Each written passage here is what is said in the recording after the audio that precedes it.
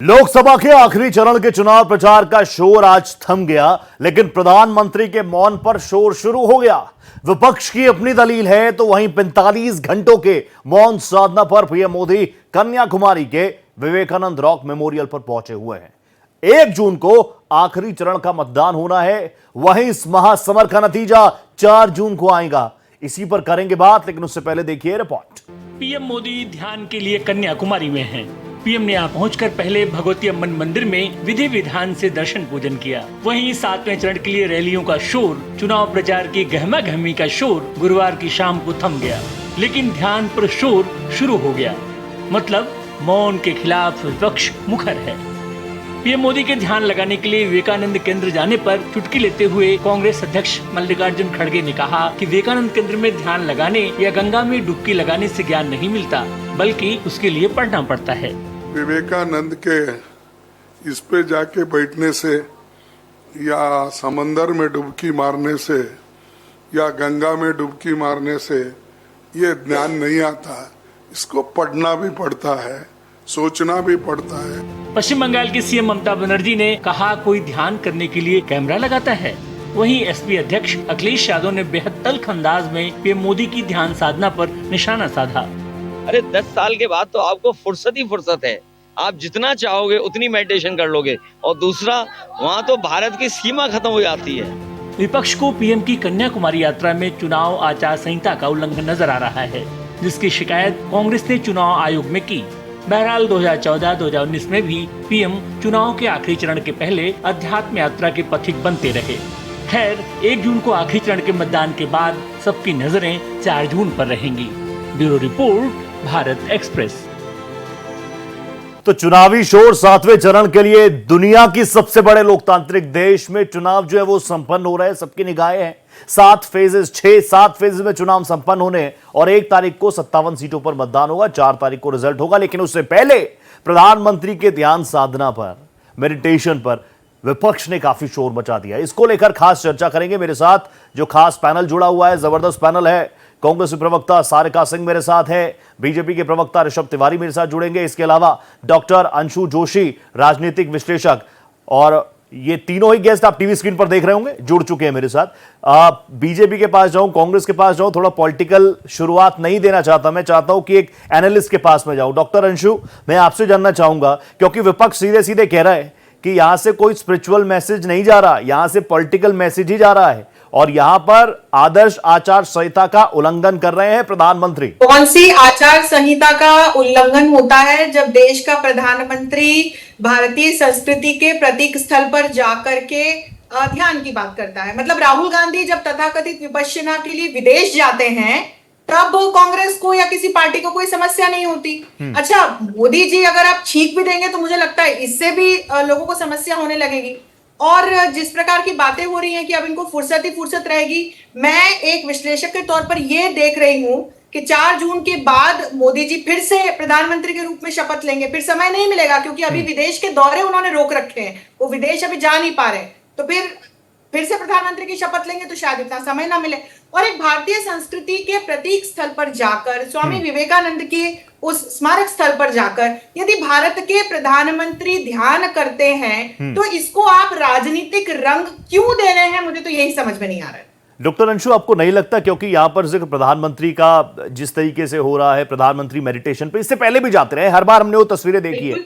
एक तरफ ये नैरेटिव सेट किया जा रहा है कि भैया ये अभी भी प्रचार प्रसार में लगे हैं विवेकानंद जी का बंगाल की सीटों पर, क्योंकि मतदान है और विवेकानंद जी को वहां पर किस तरीके से आइडलाइज किया जाता है, ये किसी को बताने की जरूरत है नहीं, तो उन सीटों पर ये इफेक्ट डालना चाह रहे हैं। तो ममता बनर्जी स्वामी विवेकानंद को एक बार हाथ जोड़ लेती। स्वामी विवेकानंद जिस बंग भूमि से आते हैं, वहां ममता बनर्जी बैठ करके उनके जो मूल्य हैं, उनके द्वारा जो सिखाए गए संदेश हैं, उनके द्वारा जो दिए गए संदेश हैं, उनका तो वो अपमान करती रहती हैं। अब यदि देश के प्रधानमंत्री स्वामी विवेकानंद के सम्मान में जाकर के वहां हाथ जोड़ रहे हैं, ध्यान कर रहे हैं, तो इसको राजनीतिक रंग कौन दे रहा है? ये बहुत साफ समझ में आ रहा है। अच्छा, जब जैसे राम मंदिर नहीं बनाया तो बताओ देश का प्रधानमंत्री कैसा है? ये राम मंदिर का वादा किया था, नहीं बना ठीक है रहे। मैम। अब जब बना दिया तो भैया राम मंदिर क्यों बना दिया? हम तो नहीं जाएंगे, जब उसका प्राण प्रतिष्ठा समारोह होगा तो हम तो उससे दूर रहेंगे। तो ये इस प्रकार की जो ठीक है ओछी अंशु जी। राजनीति है, ये तो मुझे दूसरी पार्टी के लोग करते हुए ठीक है दिखाई अंशु दे जी, मैं वापस आ जाऊंगा। आपके ऋषभ तिवारी भी लगातार हमारे साथ हैं।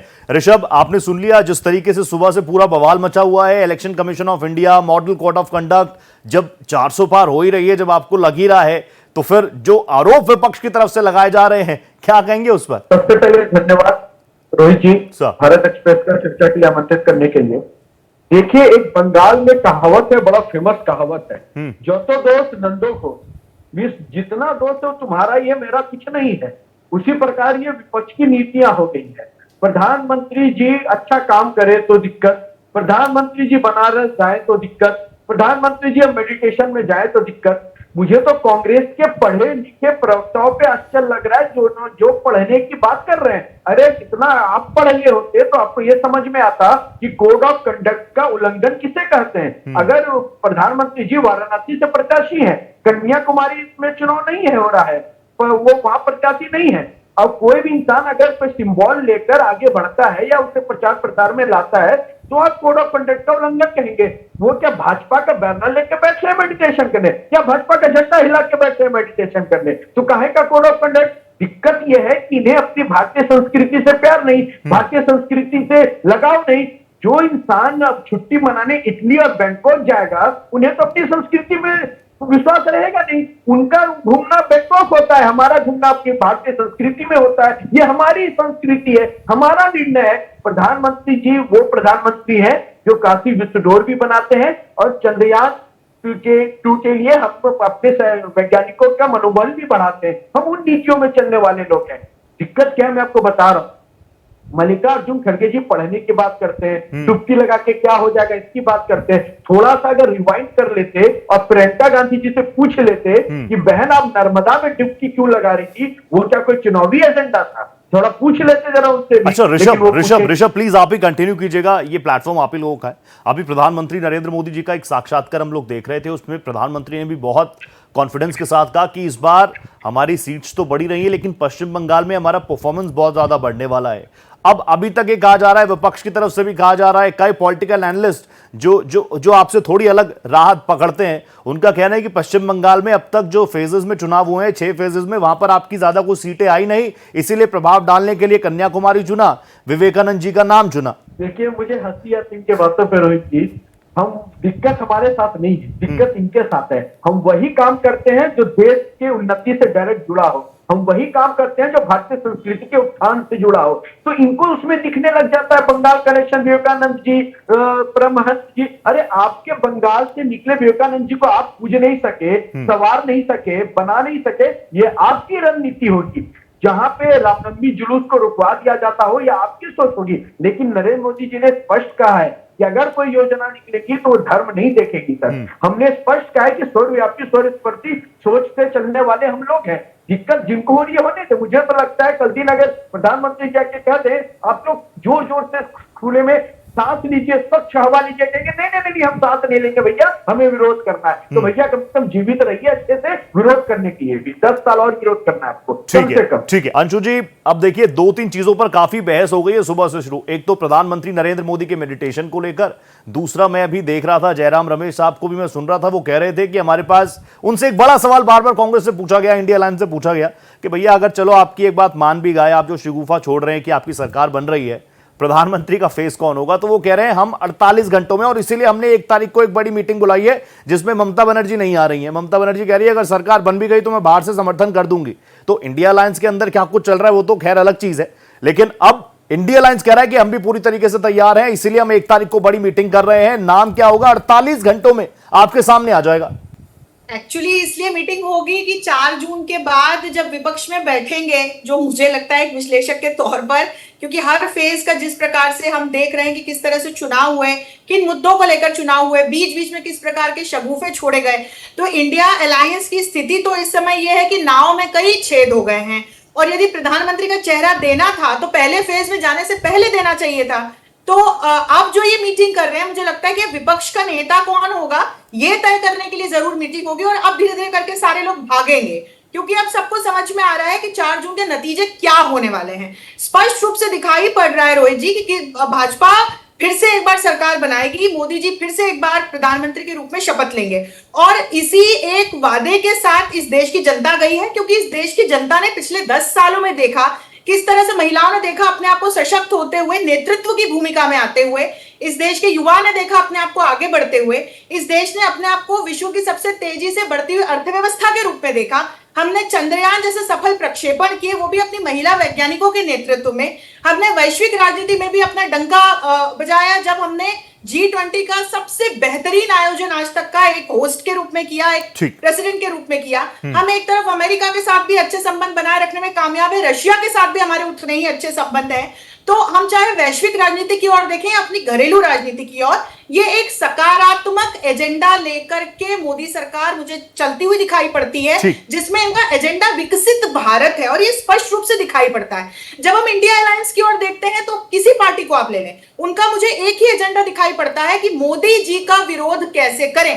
और इसीलिए मैंने कहा कि अब तो कुछ दिनों में यह स्थिति होगी कि यदि मोदी जी छीकेंगे तो उसका भी विरोध इंडिया अलायंस के अंशु, ये बड़ा सवाल था कि इतना वक्त बीत गया, छह चरण बीत गए, अभी तक कॉमन मिनिमम प्रोग्राम हम लोगों के सामने आया नहीं, हम पूछते रह गए। सारिका मैम, अगर आपको मेरी आवाज क्लियर आ रही हो तो अभी प्लेटफॉर्म आपके लिए, क्योंकि मैं कोशिश कर रहा था बार बार आपके पास आऊं, लेकिन ऑडियो में दिक्कत थी। दोनों तरफ से कहा जा रहा है कि भैया प्रधानमंत्री नरेंद्र मोदी मेडिटेशन पर जा रहे हैं, इसमें कोई मॉडल कोड ऑफ कंडक्ट नहीं है। हालांकि मैंने पूछा कि ये स्पिरिचुअल मैसेज देने की कोशिश है कि फिर वापस अप्रत्यक्ष तौर पर आप पॉलिटिकल मैसेज देना चाह रहे हैं, तो कह रहे हैं ये तो उनकी आस्था है, उनकी चॉइस है। हाँ रोहित जी, सबसे पहले तो मैं ये कहना चाहूंगी कि डॉक्टर अंशु जोशी जी जो है राजनीतिक विश्लेषक नहीं होकर के मुझे बहुत कुछ वो बीजेपी की प्रवक्ता के जैसी ही उनकी भाषा शैली लग रही है। इस पर मुझे आपत्ति है। आप उनके नीचे राजनीतिक विश्लेषक ना लिख करके बीजेपी प्रवक्ता लिखिए। दूसरी बात जो आप कर रहे थे, निश्चित रूप से देखिए, ये हर हिंदुस्तानी का अपना एक व्यक्तिगत मामला है कि वो मेडिटेशन करना चाहता है, वो किस धर्म को मानना चाहता है, किस रीति से पूजा करना चाहता है, कौन से धर्म के हिसाब से वहां के मंदिर में जाना चाहता है, मस्जिद में जाना चाहता है, जो करना चाहता है। ये संविधान हमें इस बात की आजादी देता है। लेकिन आप ये बताइए कि परसों 1 तारीख को इलेक्शन है और आज जैसे ही इलेक्शन का जो खत्म हुआ है, प्रचार प्रसार बंद हुआ है, उसके जस्ट बाद में वो विवेकानंद जी के विवेकानंद सेंटर पर जाकर के मेडिटेशन की जो चर्चा कर रहे हैं कि मैं मेडिटेशन करूंगा। आप मेडिटेशन करिए, लेकिन वहां पर कैमरों की कहाँ जरूरत है? आप बताइए, ये मेडिटेशन है या मीडिया अटेंशन है? अपने आप को, क्योंकि जो हमारे आदर्श आचार संहिता ये कहती है कि जब आपका चुनाव प्रचार बैन हो गया तो आप किसी भी तरीके से वोटर्स को इन्फ्लुएंस करने के लिए कोई भी क्रियाविधि, कोई भी एक्टिविटी नहीं। तो आप एक वहां पर मीडिया के कैमरों के सामने बैठ करके, ये निश्चित रूप से आप किसी से भी पूछिए, वो ये कहेगा कि ये वोटर्स को इन्फ्लुएंस करने का एक तरीका। दूसरी बात, जो बार बार ये कह रहे थे कि मेडिटेशन कर रहे हैं, मेडिटेशन कर रहे हैं, तो मेडिटेशन आप 10 साल में, जब चुनाव का अंतिम चरण होने वाला होता है। ठीक, लेकिन जैसा आपने जिक्र किया कि प्रधानमंत्री कैमरास लेकर जाते हैं, हमने हमेशा देखा है, राहुल जी जाएं, मल्लिकार्जुन खड़गे जी जाएं, सोनिया जी जाएं, मीडिया अटेंशन मिलता है उनको। दूसरा, हाँ आप प्लीज कीजिएगा, उसको भी कहिएगा, लेकिन जैसे हमने फेज दर फेज देखा, प्लीज आप मेरा ज्ञानवर्धन कीजिएगा इसमें। फर्स्ट फेज की वोटिंग चल रही थी, सेकंड फेज की वोटिंग चल रही थी, तीसरे फेज का मान लीजिए प्रचार प्रसार चल रहा था। हम लोगों ने खुद राहुल गांधी को काटा, राहुल गांधी जी वोट करने पहुंच रहे थे, राहुल गांधी लोगों के बीच पहुंचे थे, हम लोगों ने राहुल गांधी को स्क्रीन पर लिया था। तो क्या इससे वोटर्स इन्फ्लुएंस हो गया? और अगर तब गलत था या तब सही था तो अब गलत कैसे? प्लीज इन चीजों पर बताइएगा। रोहित जी, देखिए, आपने राहुल गांधी जी को वोट करते हुए दिखाया ना, वोट करके उन्होंने अपनी शाही दिखाई, उसको दिखाया। आपने ये तो नहीं दिखाया कि जब चुनाव प्रचार प्रसार बंद हो गया उसके बाद में वो कौन से मंदिर में जा रहे हैं, ये तो आपने नहीं दिखाया ना। आप मुझे ये बताइए, और जो मेरे साथी प्रवक्ता अभी कह रहे थे, मैं उस बात पर आना चाहूंगी कि नरेंद्र मोदी ने 10 साल में हमें इतना कुछ दिया है। आप शुरू करिए स्वतंत्रता से, नेहरू जी से जाइए, आधुनिक भारत के निर्माता, फिर उसके बाद में इंदिरा गांधी, फिर उसके बाद में राजीव गांधी, फिर उसके बाद में मनमोहन सिंह, उसके बाद में आप देखिए कैसे कैसे किस कालखंड में उन्होंने कितनी, आज जो हम ये टीवी देख रहे हैं, जो सैटेलाइट है, इसरो, भेल, आप कितने भी, मतलब जो कुछ भी आज इस आजाद भारत में आपको अगर देखने को मिल रहा है, तो वो क्रांति कहाँ से आई? तो कांग्रेस से आई। अगर आप देश की आजादी का अगर देखेंगे तो वो भी, उसमें भी हम कांग्रेस के जो नेता थे वो लड़े थे, आरएसएस और बीजेपी उसमें कहीं नहीं थी। तो जो आप अपना महिमा मंडन ये कर रहे हैं मोदी जी का, आप इंतजार करिए 4 तारीख को ही। असल में दिक्कत क्या है रोहित जी कि जैसे जैसे ये चुनाव अपने चरण में आगे बढ़ रहा है, वैसे वैसे जो इंडिया गठबंधन की जो रैलियां हैं, जो लोगों का प्यार उनके प्रति इंडिया गठबंधन के लिए उमड़ रहा है, उससे मोदी जी, आप देखिए कि जो व्यक्ति आप टीवी पर इंटरव्यू में ये कह रहा है कि 1982 से पहले महात्मा गांधी को कोई जानता ही नहीं था, उस आदमी को क्या कहा जाएगा? हम यही कहेंगे ना, अरे आप उनके स्टेट से आते हैं मोदी जी। ठीक है मैम। महात्मा गांधी गुजरात से आते हैं और आप Sarika ji please, Sarika ji I hope आप सेटिस्फाई होंगे जिस तरीके से मैंने आपको प्लेटफॉर्म दिया। डॉक्टर अंशु मेरे साथ है। डॉक्टर अंशु, आपने सुना सारिका जी को? बिल्कुल। देखिए, जब हम एक पूरे फेज वाइज अध्ययन करते हैं तो हर कालखंड में हमने देखा कि किस प्रकार से कुछ उपलब्धियां सरकार की रही तो फिर कुछ फेलियर भी रही। जब हम अगर 1947 से आज तक के पड़ाव देखते हैं तो अगर सारिका जी आगे बढ़ने की बात कर रही हैं तो उसमें हम ये भी ना भूले, बिल्कुल 90 के दशक में ग्लोबलाइजेशन के, टेक्नोलॉजी के जो डोर्स थे वो जब खुले हमारे सामने तब कांग्रेस की सरकार थी। लेकिन हम इस चीज को भी ना भूले कि इस देश ने आपातकाल का जो काला एक फेज देखा है, बोफोर्स जैसे जो घोटाले देखे हैं, वो भी कांग्रेस सरकार के कहीं ना कहीं। सारिका जी, मैंने आपको डिस्टर्ब नहीं किया? सारिका जी 40 सेकंड्स दीजिए अंशु जी को, फिर आ रहा हूं आपके पास। सारिका जी 40 सेकंड्स दीजिए अंशु को, फिर आ रहा हूं आपके पास। आप किस प्रकार का एजेंडा लेकर आगे बढ़ते हैं, इसीलिए मैंने कहा देखिए ये बहुत एक इंट्रिंसिक पहलू है, इस पे हमें ध्यान देना चाहिए कि कोई भी पार्टी यदि राजनीति कर रही है, ये चुनाव का तो ऐसा अखाड़ा होता है कि हर पार्टी अपना अपना एजेंडा लेकर के लेकिन अपनी विचारधारा को इंटैक्ट रखते हुए आगे बढ़ती है। तो मेरा ये कहना है कि जो अभी हाल फिलहाल हम इंडिया अलायंस देख रहे हैं, मैंने क्यों कहा कि इस नाम में कई छेद दिखाई देते हैं, इसमें इस तरह की पार्टियां साथ में हैं जो अलग अलग राज्यों में एक दूसरे के अगेंस्ट इलेक्शन लड़ रही हैं। आप देखिए कि आप और कांग्रेस जो है वो पंजाब में एक दूसरे के विरुद्ध खड़ी हुई है, वेस्ट बंगाल और केरला में अलग अलग ये जितने भी जैसे सीपीआई है, कांग्रेस है, एक दूसरे के अगेंस्ट खड़े हुए हैं। तो ये कोई विचारधारा का नहीं, ये बस ये इस बात के लिए मेल हुआ है कि हम किस प्रकार से सरकार बनाएं। और यहीं पर मैं एक विश्लेषक के रूप में कहना चाहूंगी कि जब राजनीति का आधार इस प्रकार का स्वार्थ हो जाता है तो फिर उसमें जो है कहीं ना कहीं जनता का नुकसान होता है। और इसीलिए मैंने कहा कि भाई हमें भाजपा की सरकार बनती हुई दिखाई दे रही है। ठीक है, अपने एनालिसिस है। विश्लेषक सारिका जी प्लीज आप रिएक्ट कीजिए, लेकिन आपने आज संजय निरुपम का बयान सुना। सारिका जी, आपने संजय निरुपम का बयान सुना, आपने आप ही के पुराने नेता हैं आचार्य प्रमोद कृष्णन का बयान सुना। आचार्य प्रमोद कृष्णन तो कह रहे हैं कि जो राक्षसी शक्तियां हैं उनको खत्म करने के लिए ध्यान में जाना पड़ता है, कांग्रेस के लिए कह रहे हैं। मैं बिल्कुल, आप सही कह रहे हैं रोहित जी, मैं भी यही कह रही हूँ कि जो राक्षसी शक्तियां हैं, जो संविधान विरोधी शक्तियां हैं, जो इस देश के लोकतंत्र को खत्म करने वाली शक्तियां हैं, उनको रोकने के लिए, बीजेपी की गवर्नमेंट को रोकने के लिए ये अलायंस हुआ है। सारी सेम एक विचारधारा की जो पार्टियां हैं वो आपस में बैठ करके इस पार्टी का, बीजेपी का और एनडीए का हम मुकाबला कर रहे हैं। और 4 जून को आप देखिएगा, बिल्कुल ये सही है, क्योंकि जो व्यक्ति एक इंटरव्यू में ये कह रहा है कि वो महात्मा गांधी को नहीं जानता, जो संविधान की वैल्यू नहीं करते, जो ये कहते हैं कि हम 400 पार के बाद जाते ही हम संविधान बदल देंगे, तो ऐसे लोगों को रोकना आज की तारीख में देश को बचाने के लिए बहुत जरूरी है और इसलिए ये अलायंस हुआ है। सारिका जी अभी आपने कहा कि समान विचारधारा वाली पार्टी, आप लोगों का कॉमन मिनिमम प्रोग्राम बना अब तक कि नहीं बना, एटलीस्ट इस चीज को छोड़कर कि मोदी जी को रोकना है? कॉमन मिनिमम प्रोग्राम जैसे ही 4 तारीख को आएगी, उसके बाद डेट आएगा, ठीक है। इंडिया अब मुझे मैम प्लीज ऋषभ के पास जाना। ऋषभ बहुत देर से शांत बैठे। ऋषभ जी देखिए, कांग्रेस पार्टी के पास क्या है सर, मैं आपको बता रहा हूं, ना तो नीति है, नियत है, नेतृत्व है, और इनके प्रवक्ता आके केवल झूठ बोल के चले जाते हैं, तो उससे सामने वाले को लगता है कुछ पता ही नहीं। पहली बात, इस देश में कंप्यूटर की क्रांति 1955 में आई थी, HEC 2M के साथ जो ब्रिटिश ने बना के इस देश को दिया था, वो कांग्रेस ने क्रांति नहीं लाई। दूसरी बात, इन्होंने कहा कि कौन सा भाजपाई और आरएसएस ये आजादी की लड़ाई में योगदान दिया है, इतिहास पलट के देख ले। 1932 में हेमतवार जी ने बकायदा जो चंद्रशेखर आजाद जी लोग पे जो हमला हुआ था, उनके साथी लोग को बनाकर उन्होंने साथ दिया था, उनको अपने घर में बताया था और अनेक भूमिका निभाई थी, जिसका स्वागत बकायदा बाबा साहब अम्बेडकर ने भी किया था। और चौथी बात मैं कह रहा हूँ, इनको बड़ा दिक्कत है हर चीज से, और ये बार बार कह के आ रहे हैं कि संविधान बदल देंगे। भाजपा का कौन सा नेता ने कहा, ऑन रिकॉर्ड पूछ रहा हूं, कि 400 पार आएगा तो हम संविधान बदल देंगे? साफ साफ झूठ। उसके बाद मैं इनको कह रहा हूं, इन्होंने कहा कि महात्मा गांधी की बात इन्होंने करी। अरे महात्मा गांधी को मानना और समझना अगर कांग्रेसियों को आ जाता तो स्वच्छता के लिए क्रांति नरेंद्र मोदी जी को नहीं लाना पड़ता, शौचालय के लिए क्रांति नरेंद्र मोदी जी को नहीं लाना पड़ता। केवल महात्मा गांधी जी को गांधी टैटू रखने से कोई गांधी विचारधारा में नहीं आ जाता। इन कांग्रेसियों के लिए गांधी विचारधारा केवल सोनिया गांधी जी, राहुल गांधी जी और गांधी परिवार की परिक्रमा ही इनके लिए गांधी जी समझ में आती है। असल में महात्मा गांधी की विचारधारा होती है। Rishabh, you made your point, काफी स्ट्रांगली आपने अपनी बातें रखी, लेकिन जिस तरीके से सुबह से जिस तरीके से रिएक्शंस आ रहे थे, बातचीत आ रही थी, उस पर ये बहस करना जरूरी था। बहुत धन्यवाद करूंगा ऋषभ तिवारी आपका, thank you so much. Anshu thank you so much. Sarika ji thank you so much, आप जुड़ी हमारे साथ, काफी स्ट्रांगली अपने पॉइंट्स रखे। लेकिन एक बात यहां पर अंशु ने कही कि प्रधानमंत्री अगर छींक भी दे तो उस पर भी खबर बनी जाती है। पहले यह था कि प्रधानमंत्री बोल रहे हैं, क्यों बोल रहे हैं, कितना बोल रहे हैं, ज्यादा बोल रहे हैं, कम बोल रहे हैं, इस पर आपने देखा था। लेकिन अब प्रधानमंत्री मौन भी हो गए हैं, तो उस पर भी आप देखिए किस तरीके से सुबह से बयानबाजियों का सिलसिला